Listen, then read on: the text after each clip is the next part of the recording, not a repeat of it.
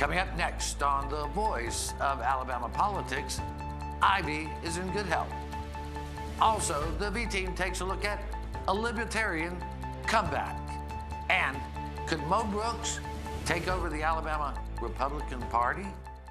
From Haiti, land of the voodoo, comes the most infamous cult of all.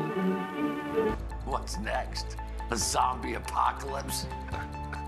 All this and much, much more coming up next on The V.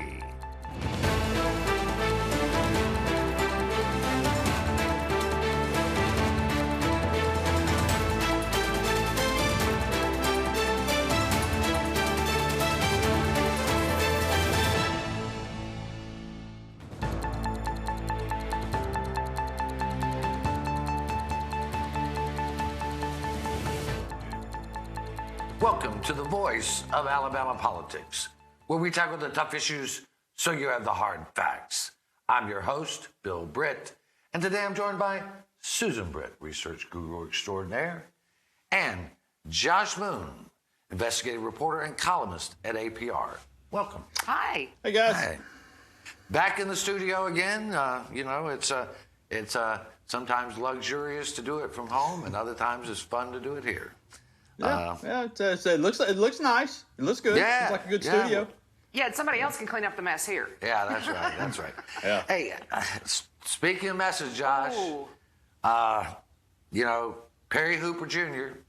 used to be a representative, is an executive committee member of the Alabama Republican Party, a close ally of the Trump family. He's let everybody and their brother know that for the last several years. And now he has been arrested for sexual abuse in the first degree, where he assaulted a waitress here in Montgomery. Yep. Yes, he did. Or at least allegedly. Allegedly. I'm sorry. Allegedly, he was actually arrested. We know that. So he was indeed arrested. We're making no judgment yet until we either see the video or the court determines that he is guilty of those crimes. But he was arrested at a Montgomery restaurant, or for his actions at a Montgomery restaurant, for apparently coming up behind the hostess who was working at the restaurant and placing his hands in places they should not be, and attempting to kiss her on her neck and thrusting his pelvis into her backside. So if that is disgusting, imagine how the poor hostess must have felt. It's pretty rough to Susan, think about that. This is a nearly 70-year-old man. Mm-hmm. And this is a young woman in public. Mm-hmm. Now, we're always hearing about how, this is the Christian Paragon Party, and here we go. This is not exactly like your cows getting out. No, it's not at all. I mean, this is being also, mind you that the U.S. Marshals are involved here, so that this is being treated as a violent crime. Yeah. It's not just a sexual assault. It is a violent crime. Right. And it's not, I mean, what he did was just unforgivable. Let's just don't preach Christian values out of one side of our mouth and grab women by their private parts on the other. Well, listen, he forgot the biggest part of that whole Trump lesson on how to get away with sexual assault, but you got to be a star before they're going to let you get away with it. And so, I mean, I think that's the problem here is there are a lot of people out there who believe that they are entitled to treat others any way that they would like to treat them. And I think it is particularly prevalent among certain groups of wealthy older white men. And I think that you see it come out most often when these people are intoxicated. I don't know for sure whether Perry Hooper was intoxicated or not. I've heard reports that he had some drinks that night. But I think you see this sort of thing happen a lot among that group of people when their true emotions and feelings start to show. Well, you're not entitled to do that in our society. No. Anyway, I want to move on here to talk about Governor Kay Ivey has laid the rumors to rest. Of course, the rumors are not ever resting because they're out there all the time. But a month ago, Susan, Josh, you and I, we all three talked about these rumors that were surrounding Governor Ivey, I talked to the governor's office. They said that she was not in any serious, she was not having any health problems. She was given a clean bill of health from her doctor. We know she did have a small procedure, which they could have been more forthcoming on. But boy, Susan, she just ripped the press on circulating rumors. She really did. She basically said, my death has been overly exaggerated here, or my health. And you guys have been out here pushing all these rumors. She's been out in public 2 or 3 times this week. Yeah. Seems to be doing fine. Visited an elementary school in their robotics program. But Josh, there is a responsibility for public figures to be transparent about their health. We pay their salaries. They are our elected leaders. So they should come forward. Yeah, absolutely. Well, I think there's a responsibility for all of them to just, be fairly honest with people. And to this point, they're still not really being honest about what's happened and what's gone on. And I don't understand it. It's a scandal of, if you could call it a scandal, but it's a scandal of their own making. This is an older woman, okay? And she is more likely to have health issues. Any logical person knows this. I don't understand this whole cover-up of things. I don't understand why they're running from things. I mean, if you watch the videos that she had at the recent at the elementary school in Montgomery, where she gave her first real comments to the press, that was not a good look. It made a lot of people more concerned for her and her health. Just watching her perform at that, and it just seems like it's something now that they're trying to get past, when all they had to do is be honest on the front end of this, and we wouldn't be in this situation. Well, I guess some in the media have taken it a lot more serious than I have. I mean, because when I talked to her office, they told me that maybe there was more that could have been said. But had they said, if she's going to have a small procedure, whatever, the rumors would never have started. Right. That's right. Yeah. That's what I'm saying. I think everybody understands that this is what happens late in life, and that's where she is. And I wish her the best of health, and I think that's the way most people would feel about this. Is we're saddened that the governor is having to have something, but we hope for the best, and we'll give her time to recover. And I think that she clearly needs time to recover from whatever she went through. Well, and I don't know that, but I'm glad that she's healthy. I hope she remains healthy for a long time. And, we need a good governor. She's done a pretty good job. She has. And we wish her all the health in the world. But, it is, again, Susan, as Josh said and you said, we need transparency from our elected officials in times of good times and bad times, so that we know what's going on. And like I said earlier, if they had just come out and said, we're going to do this small thing, all of these rumors would have never started up. Right. But, I mean, they basically had, by the time the rumor got to its legs in, it was almost as if she was on her deathbed. I mean, which thank goodness she is not on her deathbed. But we're going to leave it right. We're going to leave it right there. You're watching the voice of Alabama politics. We'll be right back.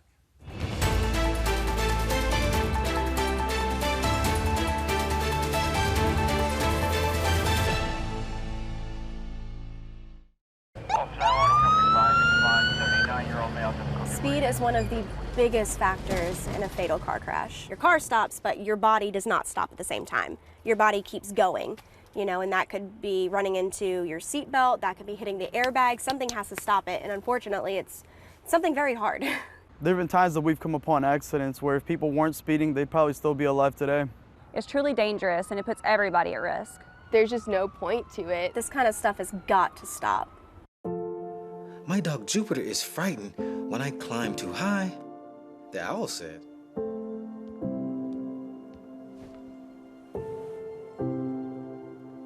Check for monsters, Daddy.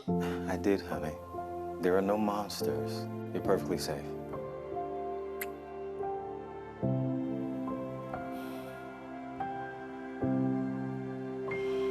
Protect yourself and those you love. Vaccinate now.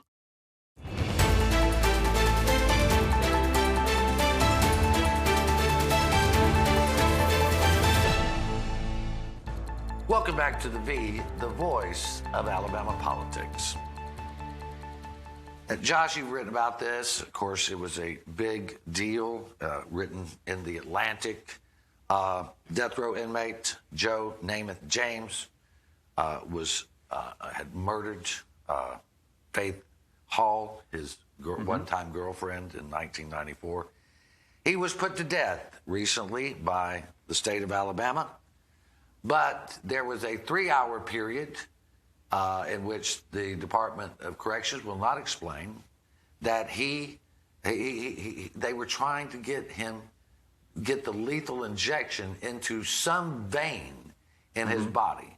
And when you hear the horror that's written in the Atlantic about what they did to this man, it is beyond torture. Now, you question whether it was torture.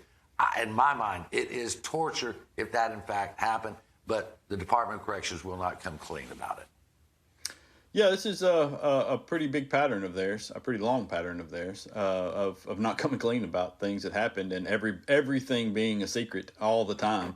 And yeah, looking at the autopsy that was written about in the Atlantic, and which was observed by another pathologist, in which another doctor commented on the photos of Joe Nathan James's corpse. It's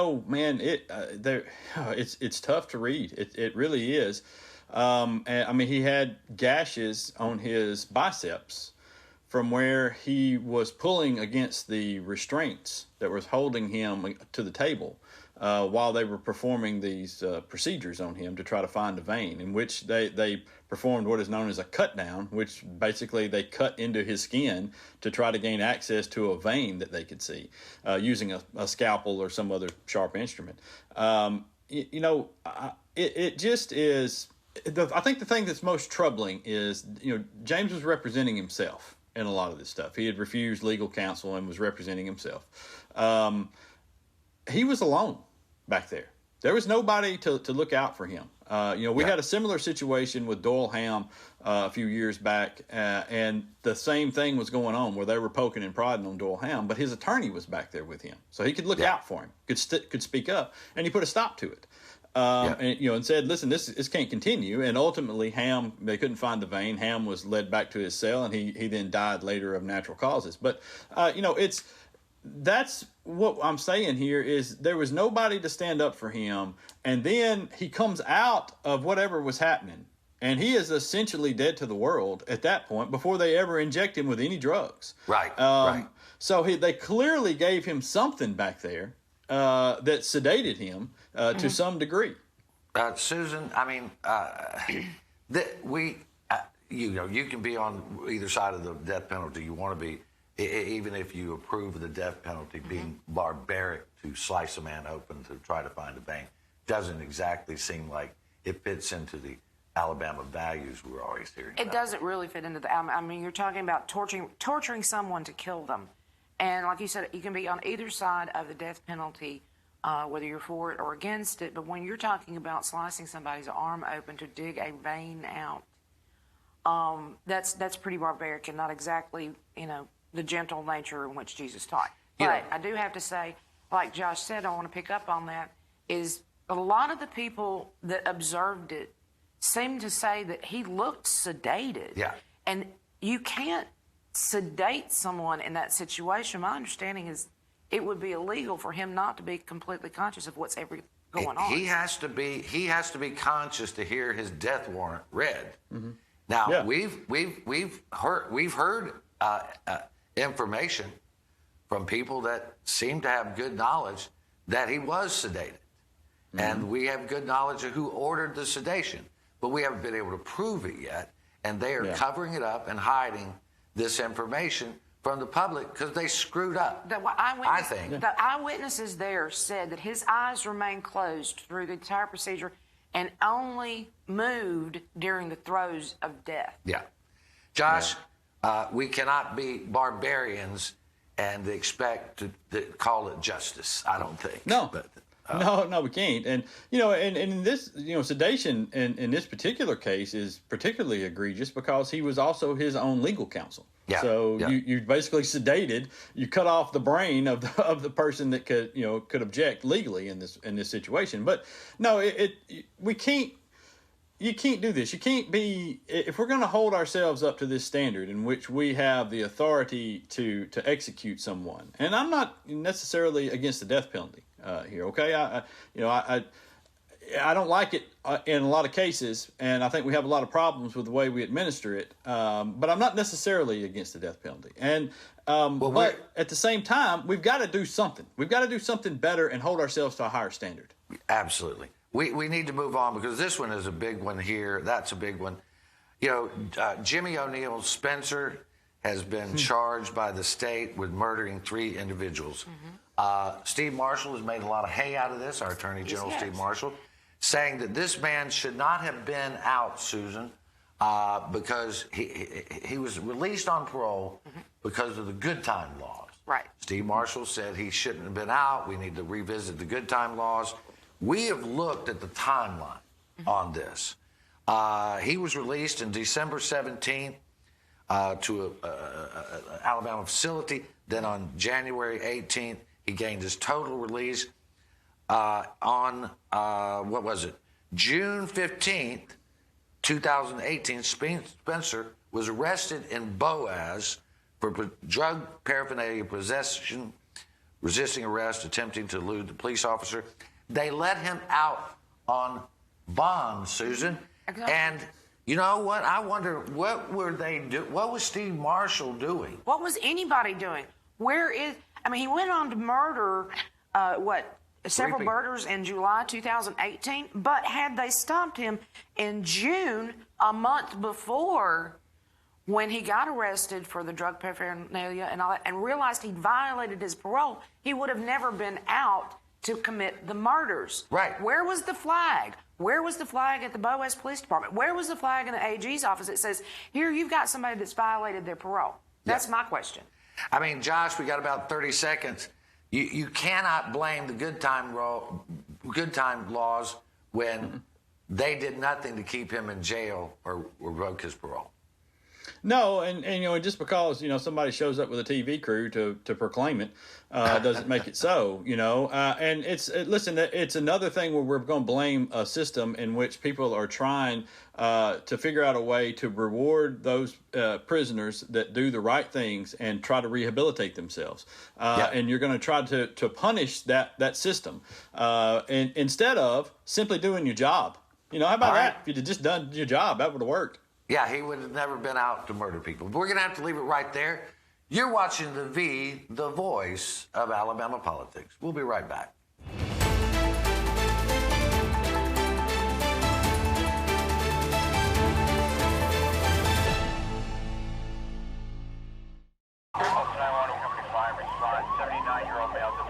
Throughout my career, I've seen many crashes, and a lot of the fatalities are from people who haven't worn their seatbelt. Cars have rolled over multiple times. I've had people end up in lakes, ravines.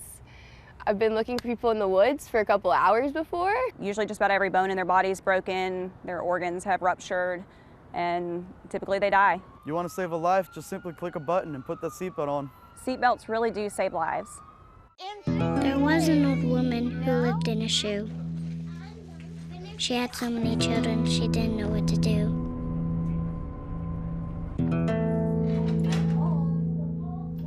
She gave them some broth without any bread and kissed them all soundly. Lights out. And put them to bed. Hunger is a story we can end. End it at feedingamerica.org. My personal biggest pet peeve is kids who are not properly restrained, whether that be in a booster seat, a car seat, or even a simple seatbelt. Kids, they become projectiles, and it's terrifying. It absolutely breaks my heart to know that something so innocent could be punished so severely. Your children rely on you to be that person that says, no, you need to put your seatbelt on.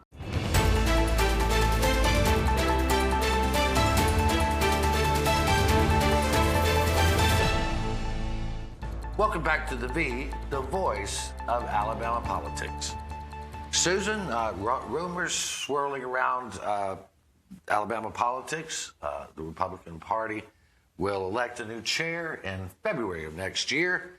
And we are hearing from some very reliable sources that Mo Brooks wants to be the Alabama Republican Party chair. Mm-hmm. We are. It's kind of astonishing, but nevertheless, it's out there. I mean, do we really want someone who did absolutely nothing in Washington, D.C. to do nothing at the ALGOP as well? But he won't do nothing. That's the problem. I know. Josh, this is a guy who has said on the record that the Alabama legislature is not conservative. Mm-hmm. I mean, what we're going to do is we're going to have a cult. I mean, and I think you'll already say we have a cult, but the Alabama Republican Party with Mo Brooks at the head, you know, you might as well kiss it goodbye. It might as well be a zombie cult out there because they'll be hunting Republicans. Yeah, you know, at the last meeting, they already had the purity contest sworn into law, you know, and so, listen, speaking as someone who wishes more Democrats could be elected, I could not be happier about this Mo Brooks news. I hope that Mo Brooks gets elected and he serves a nice long term and he does all the things that he did in Congress. He accomplishes exactly as much for the Republican Party of this state that he did in his decade-long term in Congress, which is absolutely nothing. And so I hope that he turns them all into the winners that he was. Yes. But the problem there, Josh, is that these people control the state. You know, the Republicans control the state, which means it's going to affect every Alabamian, not just the Republican Party and what they do. I don't think that what his plans are will ultimately be appetizing to the average Alabamian. I don't believe that the average Alabamian will appreciate what he wants to do to the Republican Party. And I think that you'll see a splinter among that group. And it'll force some people, the business-minded folks of this state, the folks that like, you know, say, hey, we should do things because this would be better for our entire state and the citizenry here. I think that those people will be forced to step up and take some action on that, which they should have done a long time ago because it's spiraling out of control. Well, it's not like they haven't been forewarned by us on many occasions. Yes, but several things. What happens, though, is if you get Mo Brooks in there, you're going to find that you're getting more radical elected officials. You know, this group right now that supports Mo Brooks, they would not elect Kay Ivey. They would barely elect Will Ainsworth. They would not have elected Katie Britt. There will be only the far right wing of the party, and that's scary to contend with. To me, and like Josh said, businesses, big and small, better wake up before they come for them. And they will. I mean, they're gonna. And school teachers. You think you got bad now? School teachers, come on. School teachers can kiss it all goodbye. People need to start paying attention here. Really paying attention. It'll be like that idiot senator who one time said that teaching was a calling, so they shouldn't want to get paid for it. That'll be their motto going forward. I mean, really, it's you do this at your own peril. I'm telling you. I mean, you know, we're going to have all of those laws that run businesses out of this state and keep businesses from locating here. We're going to have all of those laws. Well, some folks have got to wake up and not just smell the coffee, but take a good shot of bourbon, Susan, and go to work. Good shot of bourbon inside an espresso. I mean, it's just funny. Hey, I tell you what, this gives me great joy. The Libertarian Party is trying to make a comeback. And, you know, if you read the Libertarian platform, you go, dang, that makes a lot of sense. We're just going to stay out of your business. You know, we're going to stay out of your business. Leave me the hell alone. That's basically their motto. I like that motto.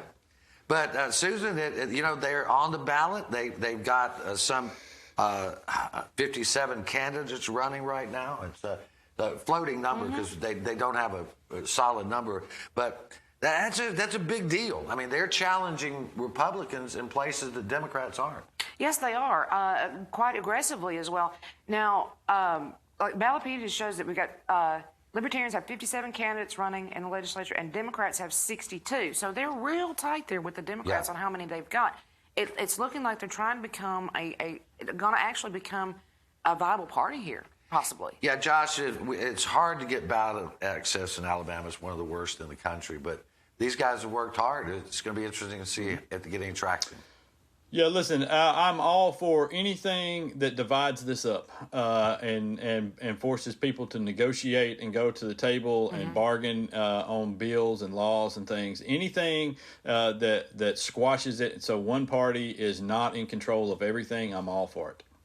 Well, you know, the guy that runs the Libertarian Party is a pretty cool guy. He's bald-headed. He smokes kind a of like pipe. Josh, without the pipe. He smokes a pipe. I mean, yeah. What's not to like about a guy who smokes a pipe in 2022? I mean, it's a lost art. You know, this hey man, Marion Barry smoked a pipe, and nobody was happy about that. Wonder if if they get elected, will they bring back smoking in the state house? Because libertarians don't believe in infringing on your personal liberty, right? Yeah, that's interesting. Yeah, but they've got to get 20% in a statewide ballot on one of their statewide elections to get continued access in Alabama.